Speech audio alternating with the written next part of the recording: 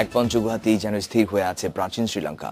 প্রাগৈতিহাসিক আমলে পাহাড় কেটে মানুষের তৈরি করা গুহাগুলোই পর্যটকদের আকর্ষণ। খ্রিস্টপূর্ব প্রথম শতকে এখানে প্রতিষ্ঠিত হয় মন্দির। ডাম্বুলায় কেভ টেম্পল বা গুহা মন্দির শ্রীলঙ্কার সবচেয়ে বড় বৌদ্ধ মন্দির।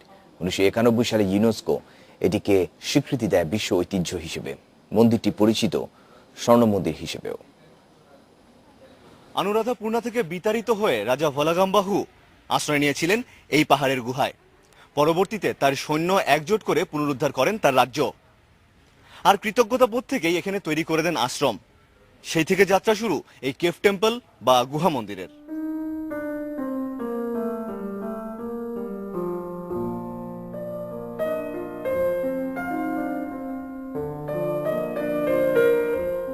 শ্রীলঙ্কার ছোট্ট শহর ডাম্বুলার এই গুহা মন্দিরটি তৈরি হয়েছিল 2000 বছরেরও বেশি সময় আগে।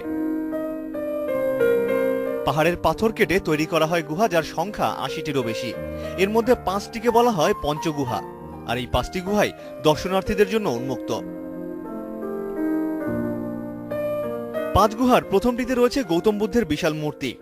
এটি প্রধান উপাসনালয়। গুহাটিকে বলা হয় স্বর্গীয় রাজার গুহা। পঞ্চগুহার সবচেয়ে বড়টিতে রয়েছে রাজা ভালাগাম্বাহুর মূর্তি। আছে রাজা নিশাঙ্কা মাল্লার মূর্তিও। কেবল মূর্তি নয়, দেয়াল আর ছাদ জুড়ে অঙ্কিত আছে গৌতম বুদ্ধের অসংখ্য ছবি। পাশাপাশি সিংহলী স্থাপত্য চিত্রকর্মের নানা নিদর্শনও আছে গুহার ভেতরে। বৌদ্ধ সন্ন্যাসীরাই এখানে প্রথম বসবাস শুরু করেছে এমনটা নয়। ইতিহাস বলছে প্রাগৈতিহাসিক আমল থেকেই ডাম্বুলার পাহাড়ে মানুষের বাস, আর তারাই পাথর কেটে বানিয়েছিল গুহাগুলো। কয়েক হাজার বছরের পুরনো মানুষের তৈরি গুহাগুলোই টানে পর্যটকদের। কেভ টেম্পল বা স্বর্ণ মন্দিরের গুহাগুলোতে আছে 153টি বুদ্ধ মূর্তি, 3টি শ্রীলঙ্কার রাজার মূর্তি ও 4টি দেবদেবীর মূর্তি।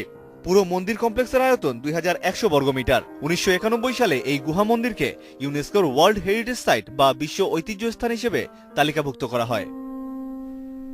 আমিরুল লতিফ, ইন্ডিপেন্ডেন্ট নিউজ, ডাম্বুলা, শ্রীলঙ্কা।